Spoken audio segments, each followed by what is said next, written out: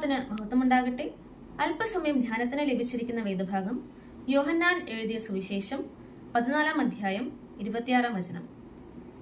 എങ്കിലും പിതാവ് എന്റെ നാമത്തിൽ അയപ്പാനിരിക്കുന്ന പരിശുദ്ധാത്മാവെന്ന കാര്യസ്ഥൻ നിങ്ങൾക്ക് സകലവും ഉപദേശിച്ചു തരികയും ഞാൻ നിങ്ങളോട് പറഞ്ഞതൊക്കെയും നിങ്ങളെ ഓർമ്മപ്പെടുത്തുകയും ചെയ്യും.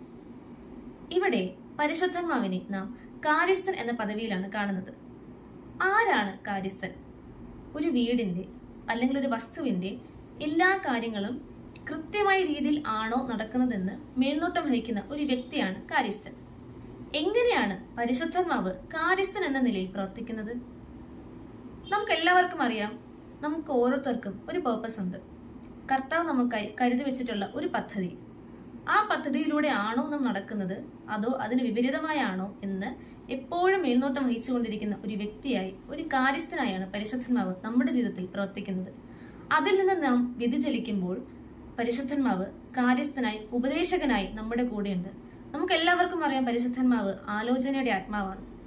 ഈ പരിശുദ്ധാത്മാവ് നമ്മുടെ ജീവിതത്തിൽ നമ്മളെക്കുറിച്ചുള്ള പേർപ്പസ് മീറ്റ് ചെയ്യുവാനായി എപ്പോഴും നമ്മളെ സഹായിച്ചുകൊണ്ടേയിരിക്കും, കൃത്യമായ ഉപദേശത്തിലൂടെ.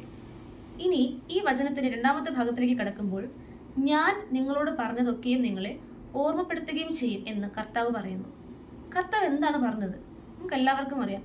ഗിരിപ്രഭാഷണത്തിലൂടെ പാപത്തെക്കുറിച്ചും പാപബോധത്തെക്കുറിച്ചും മാനസാന്തരപ്പെടുവാനും സത്യവിശ്വാസികളാകുവാനും ക്രിസ്തുവിനെ പിന്തുടരുവാനുള്ള ആഹ്വാനമാണ് കർത്താവ് തന്റെ ഗിരിപ്രഭാഷണത്തിലൂടെയും കർത്താവിന്റെ വചനത്തിലൂടെയും കർത്താവ് വ്യക്തമാക്കുന്നത്. നാം എല്ലാവരും ബലഹീനരാണ്. എന്നാൽ ഈ ലോകം അശുദ്ധി നിറഞ്ഞതും പാപത്തിൽ വീഴാൻ പ്രവണത ഏറിയതുമാണ്. സാത്താന്റെ അധീനതയിലാണ് ലോകമെന്ന് നമുക്ക് എല്ലാവർക്കും വ്യക്തമായി അറിയാം. ഈ അശുദ്ധി നിറഞ്ഞ, മ്ലേച്ഛതകൾ നിറഞ്ഞ ലോകത്ത് വിശുദ്ധിയിൽ പിന്തുടരുക എന്ന് പറയുന്നത് മാനുഷിക ബുദ്ധിയിൽ അസാധ്യമായ ഒരു കാര്യമാണ്. എന്നാൽ ഇതിന് ഒരു പരിഹാരമുണ്ട്. അതാണ് പരിശുദ്ധാത്മാവ്.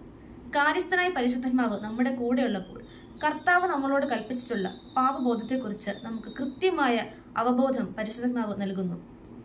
ഉദാഹരണത്തിന്, പാപം ചെയ്യുവാൻ ഇപ്പോൾ സാധ്യതയുണ്ടെങ്കിൽ പരിശുദ്ധാത്മാവ് നമ്മുടെ ഉള്ളിൽ ഒരു ബോധ്യം നൽകുന്നു. ഇത് തെറ്റാണ്, ഇത് പാപമാണ്, ഇത് അനീതിയാണ്, ഇത് വചനവിരുദ്ധമാണ്, ഇത് പരിശുദ്ധാത്മാവിനെ വിഷമിപ്പിക്കുന്ന ഒരു കാര്യമാണ്.